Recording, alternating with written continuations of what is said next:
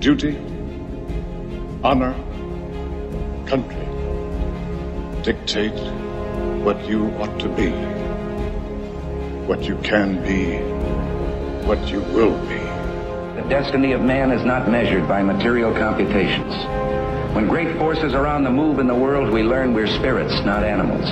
Now, we are the masters of our fate. Hey there, gents. Welcome to another episode of the Wolf and Iron podcast. I'm Mike Yarbrough, founder and curator of wolfandiron.com. Man, oh man, is this going to be a great episode. I'm dubbing it the bacon episode, as it's all about the bacon. I always wanted to have a podcast episode where we just talk about bacon, and we've done it. I'm talking to Shannon Duffy, one of the founders of Tenderbelly, and these guys make some of the finest bacon and pork-related goodness you'll ever taste. And as if that were not good enough, we came up with an awesome giveaway idea while recording this, where you can enter to win a year's supply of bacon from Tenderbelly. That's right, Tenderbelly is going in big for this, and the contest is going to be great. To find out how to enter, head over to wolfandiron.com/bacon.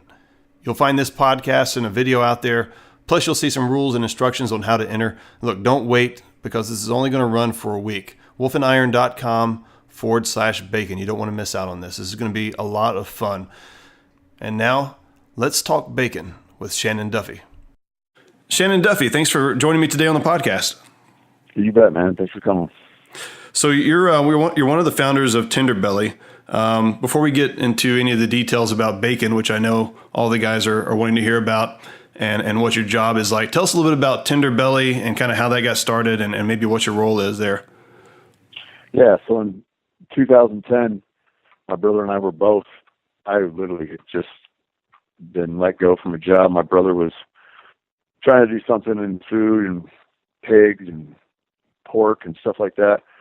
We had never worked together before, and I had just gotten engaged and put money down for a house to close on, and then was let go from my job. So I literally called my brother from the parking lot of the company I just got fired from and said, we have to make this bacon thing work. He had been selling the bacon just to his buddies and some restaurant guys, somewhat illegally, because he's making out of it. I mean, it was illegal. He's making out of his garage, but he's just doing, small batches. Small batches. I had it and said, let's make this thing work, because we were both frustrated, and we were literally just fine if the rest of our life we got to do exactly what we want and make, $50,000-$60,000 and not have to answer to anybody. Yeah. And that's literally our idea behind how it started. So making the best possible bacon we've ever could and doing it the way we wanted to. Yeah. I like the way this story is already starting out. It's like you were a rebel that got fired from his job. Is your brother or brother-in-law? I'm sorry. Brother. Your brother. Okay. Yeah, younger brother. Younger brother. Your brother's, selling bacon on the side, you guys are kind of like stick it to the man. You're going to take it out, take your own, make your own way in life. And it all revolves around bacon. So that makes it extra good. So yeah, that's it. So what was the draw then to bacon itself instead of, as a particular kind of niche? What do you guys do, I guess, at Tenderbelly or with your bacon that makes it something that people are really going to get into?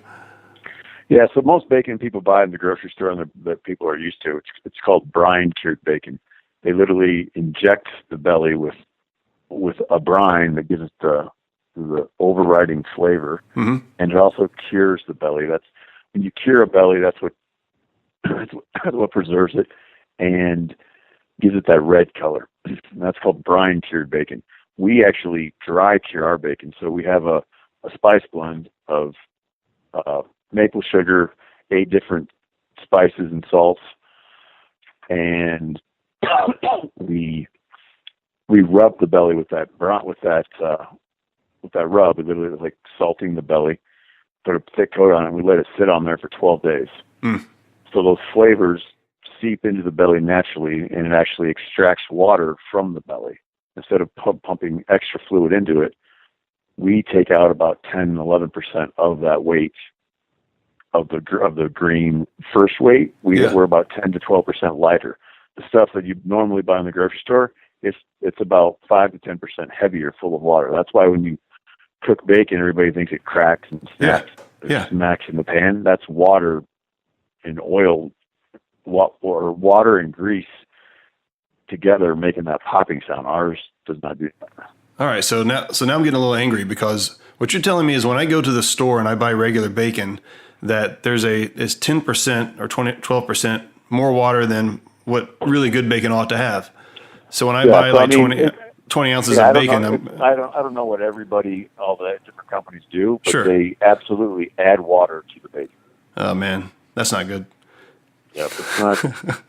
people are used to it, but that's what's happening. So our bacon, we pull that weight out, and the flavors seep in. So you get a heartier cook, and it just seems like you have to experience to really see what the difference is. But you're taking out water, and it's like a dry aged steak. When you have a dry aged steak, it has that really dense, thick flavor. Yeah. That's what we get. Oh man, that sounds really good. Mm-hmm. And I'm wondering too if that was more like the traditional way of doing things, because I know my grandfather, when we would hunt and stuff, and sometimes we would get a we'd get a ham 100%. Exactly, because he would go out and he would either salt it or put some rubs on it, and let some deer meat sit out, or some pork or something like that, and just cure for quite a while, right? Just sitting, probably not. Yeah, it's weird. This is by no means, we did not invent this way of doing this. And there's other people that make bacon this exact same way. It's just this is how we do it. Our spice blend, separates us from a lot of the other dry-cured bacons out there. It's just bacon with its popularity as of late. Mm-hmm. It's kind of like wine or cheese or beers. There's a lot of different flavors for how you're cooking or what you prefer. We like to think we just have a good all-around bacon that goes well with a lot of stuff. But I mean, when you dry cure this way, you can literally come up with any type of rub and let it sit on there long enough, and the belly and the meat is going to take that flavor on. Yeah. Wow, man, that sounds really great. Mm-hmm. So this might be a stupid question.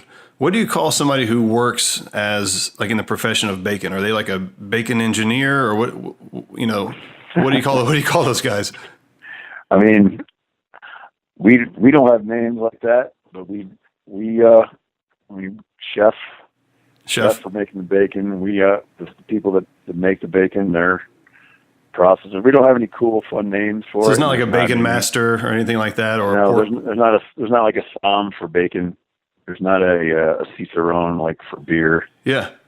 It sounds like there's some opportunity. Maybe we should make something. There definitely should make something. Yeah, you guys could coin the term. I don't know, king of pork or something. I don't know what it would be, but yeah, you guys get creative with it. Yeah, that's awesome. Maybe we'll have some of the guys pitch in some of what they think it should be called for this podcast. And how about that? So if you're listening to the podcast, you got some ideas of what to call these guys. What to call a bacon tasting person or bacon inventor? Yeah. Exactly. I like it. Yeah, I like it. Yeah, and we'll let you know what we come up with. Come up with something. We'll throw them a year's supply of bacon. That sounds awesome. That's 20 pounds, and we'll send them some swag. We got cool hats and shirts and stuff. All right, no, that's great. Yeah, so all right, so guys, get to thinking, make it good, and you might go down in history. You might be in Wikipedia as the guy that not only won a year's supply of bacon, but also coined whatever the phrase is. So cool. That's awesome. So you mentioned that, bacon's kind of popular as of late, and it really has been. I know growing up, bacon was just bacon, and obviously everybody loved it, but it wasn't that big of a deal. And then it kind of got this bad rap for a while, maybe like in the 90s or something, that bacon's unhealthy, you eat too much of it, it's going to kill you, et cetera, et cetera. What are some of the myths that that people used to think about bacon that maybe are going away, or some of the still common myths that I don't know if you guys ever have to kind of correct people on? Well, everything about Tenderbelly is doing stuff with the absolute best quality, respect for the environment, respect for the person raising it, and respect for the animal. Mm. And with that, we would rather, we have athletes we sponsor. We sponsor the second best, the guy who got second place in Kona 2 years ago for the Ironman. Mm. We have a snowboarder and 2 pro skiers. We've got a guy named Shannon that has summited every highest mountain in every continent. And our whole mentality is that, you know, you don't buy 5 pounds of bacon and fry it up and eat that every day. You buy a pound or 2 a week, and you have a couple slices with your breakfast in the morning. Yeah. And you go out and do cool stuff, and you're healthy and active. So, obviously, if you eat 5 pounds of bacon a day, you're not going to be healthy, and it's not good for you. But if you indulge on anything, if you drink too much water in a day, it's not good for you. Yeah, so, true. You know, that's our whole mentality about pork and the stuff how we raise it and how we suggest people eat it. But if you want to get loose for a weekend and eat 5 pounds of bacon, we'll happily sell it to you. I hear that. There was I think it was like 6 months ago. There was a thing about bacon, how it's bad for you. What the big issue with a lot of people right now is nitrates and the process of curing meats. So, too many nitrates for it in your body, I think it goes without saying it's not good for you.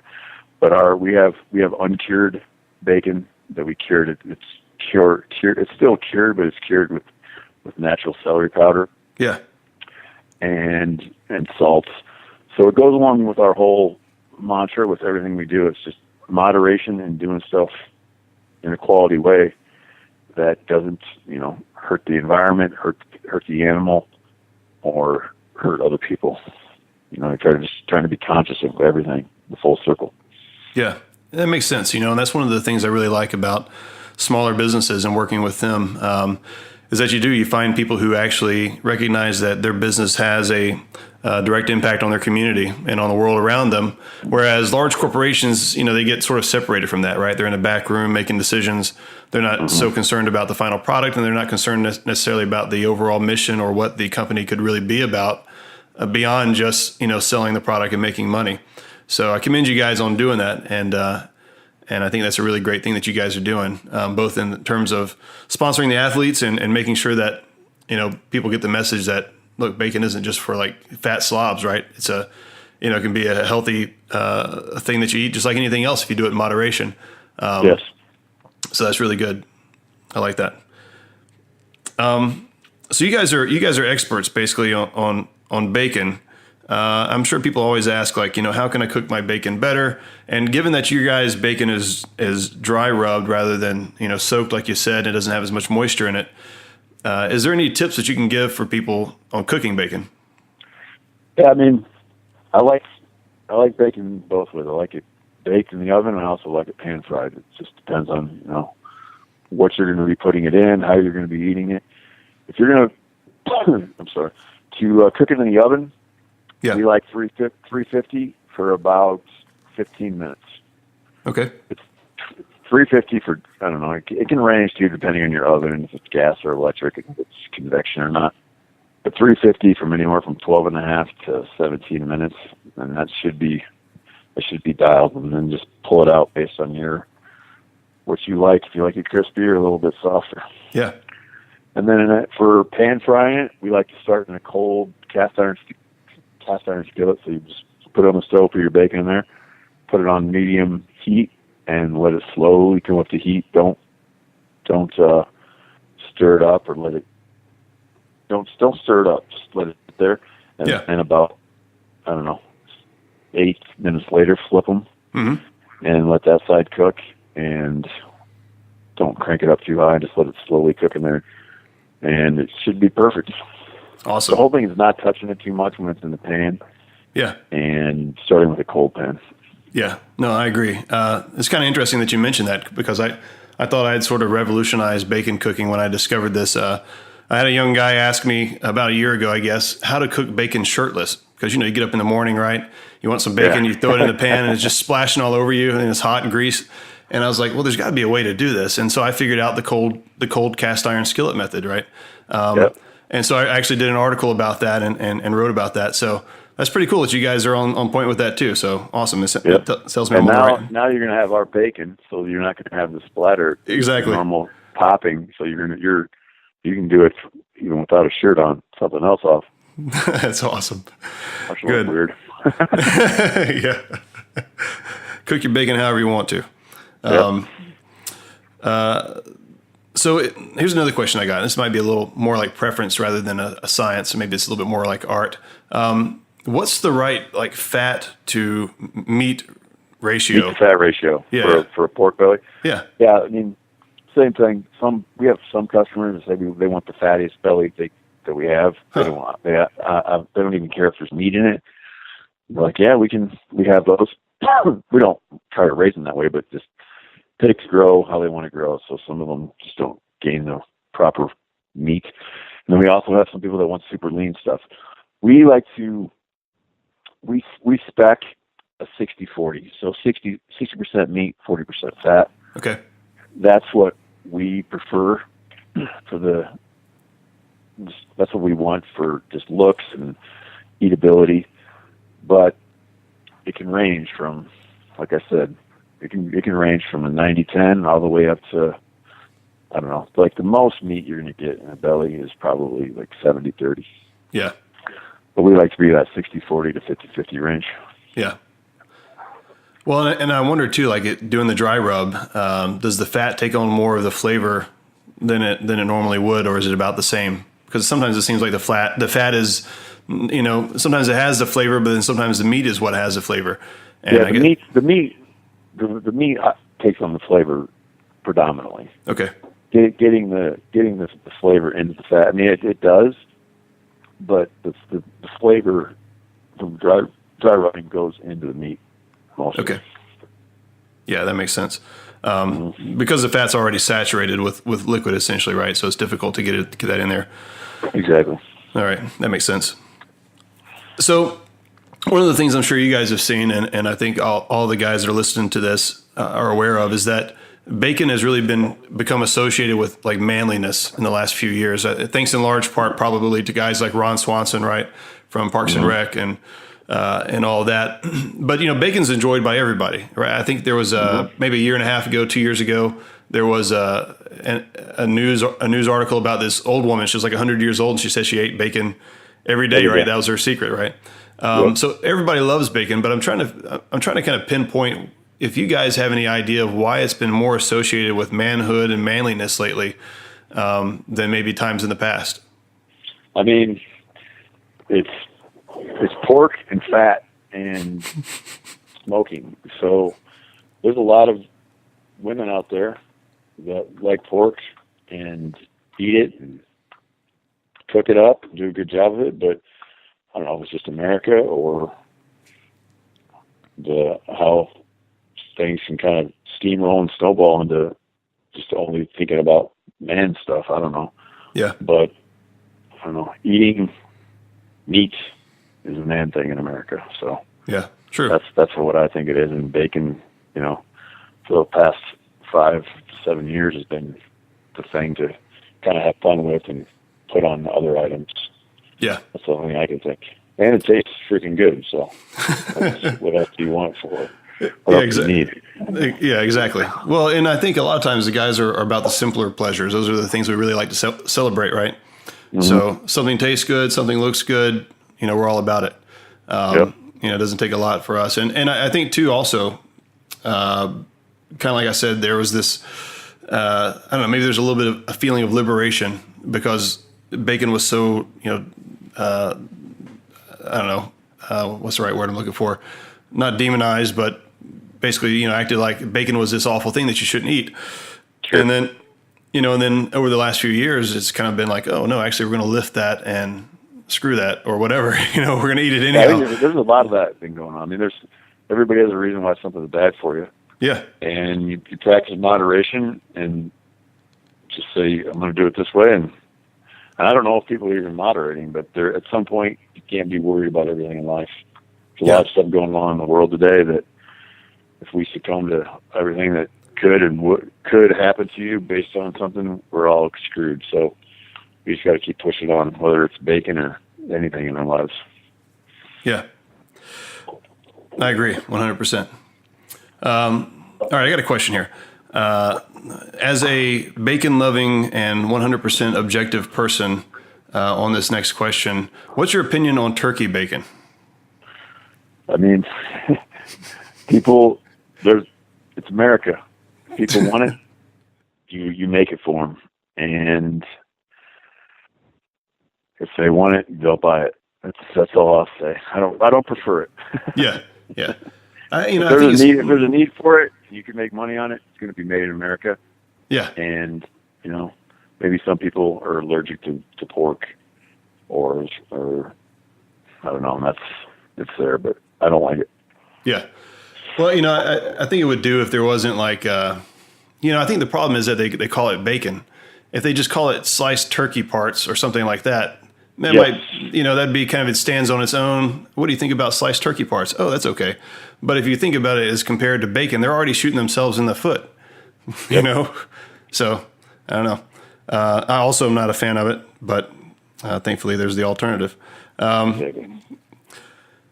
right, so you've been doing the entrepreneur thing for a while, and one of the things I like to get from entrepreneurs is just their perspective on life, on business. There's a lot of guys that have the desire, kind of like you and your brother did, to go out, start their own thing, to do something, on their own and kind of call their own shots, even if it's not successful. But just there's a fear there as well, right?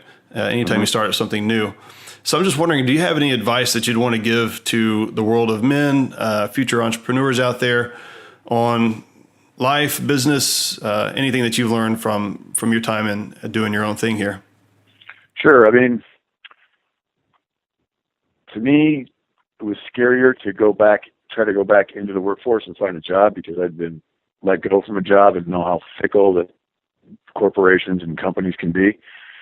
I mean, there's people that have great jobs out there and great companies to work for. I was not working for them because I was fired. I probably got fired because, I wasn't meeting their expectations. Mm-hmm. But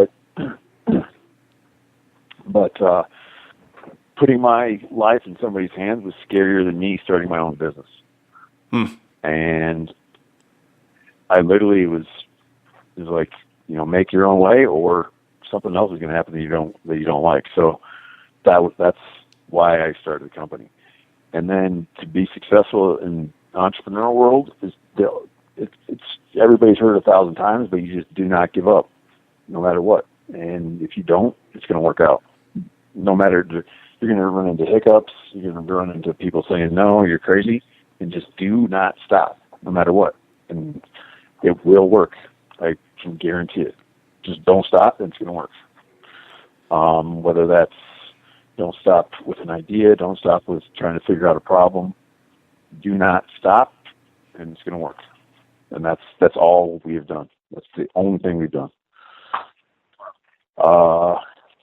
Yeah. That's great advice. I think it's absolutely right. I mean, we live in a time where there's tremendous amounts of opportunity. There's a tremendous market, especially being here in America, right? I mean, we've got people of every different kind, every different flavor. And, even if you start something up that's relatively, niche, and people around you can't really understand why anybody might have an interest in that. I'm not saying that's for bacon. Obviously, everybody would understand why that would be successful. But we had crazy people who were saying, like, you're sort of bacon company. Bacon's been around for 100 years. We're like, yeah, yep, we're going to do it. Yeah. You know what else has been around for 100 years? The wheel. Yeah, exactly. And people are still making money off of that thing. So I'm sure you can make money off of bacon. Then it progresses into not stopping into, like, it's more than not stopping. Then you progress it into, how do we make this better? How do we make this one part better? How do we get more efficient here? And you just keep going, and it keeps spinning. You just find out more and more things to make better and do better, and it's that you just don't stop, and it'll work. That's good. You mentioned getting fired, because you probably weren't living up to the expectations of whatever the company wanted. And I'm not saying that's if somebody finds themselves in that position, that means that they're an entrepreneur. or that they're entrepreneur material, but I do hear that quite a bit, whether it's in school or it's at a job, that there's something about being an entrepreneur where you don't quite fit in being, underneath the decision-making process. You fit in better being at the top and being able to use your creativity and to kind of call the shots on your own terms. Yeah, I mean, I was doing a great job, but I mean, they have a certain way they want stuff done, and if you're a fiery person and you have an idea of doing it, you're probably going to not do it their way. Mm-hmm. And maybe your way was fine, but you can't disrespect and not do what your bosses actually ask you to do. Sure. So because you get fired doesn't mean you're a bad person or you don't know what you're doing. It's that, Joe, you might be a smart guy, but you have a boss that is telling you what to do, and if you outrightly disrespect him or don't do what you're asked to do, you're going to get fired. Yeah. So, and that's just life, and that's a business. So when you start your own business and you're hiring people, and you'll realize that, like, yo, this person's not doing what I asked them to do. They might be a smart person and have a way of doing it, but you're going to do it our way right now. Yeah. And if they think their way is better, go start a company and do it your own way. And yeah. That's what we did. So don't always get frustrated if you're not liking your boss or you're not liking your job. Just figure out a way to make it right and make yourself happy. Awesome. This might be kind of a random question, but is it possible? I mean, I know it's possible because it's the same animal, but is it recommended to make bacon, and how well does it turn out for wild hogs? I mean, it turns out, the process is the same, and wild boar is good. Some of it can be a little more gamey than some people prefer. Yeah. But, I like it. I don't eat it all the time. It's not what I prefer to eat, mm-hmm. but when I do have it, it's great. You got to be careful. There's a raised wild boar, and then there's true wild boar. So some people have wild boar that's raised like real pigs, mm-hmm. or on a big lot, and they live like in a wild environment, but it's farmed wild boar. Right. So there's two different types. The raised wild boar sometimes tastes better. I've had good luck and bad luck with both. Okay. It's just that, it's fun to say you're eating wild boar. It's not always great stuff. That's what I have succumbed to find out from it. Right. Well, that's good then. I mean, I guess if you find a good spot where the meat's better than maybe some other places, just try to keep hunting that area. Because a lot of it depends on, basically their lifestyle, what they eat and that kind of stuff. So mm-hmm. I know here in North Carolina, they've basically raised, they've kind of released the hunting season is basically open all year round for what they call just basically wild pig. And so they don't distinguish between boars and pigs anymore. So they're just running over stuff, right? Yeah, basically they're just terrorizing some places and stuff. So yeah. All right, Shannon. Well, I really appreciate your time and all the great conversation about bacon today. Yeah, you bet. All right, man, that's it. Thanks again to Shannon for sharing his bacon-related wisdom, and thanks to everyone over at Tenderbelly for doing this contest. I hope this got your brain juices flowing, so get creative, think of a name for the bacon guy, and head over to wolfandiron.com/bacon to see how to enter the contest. And until next time, keep your powder dry, and may a fair wind be always in your sails.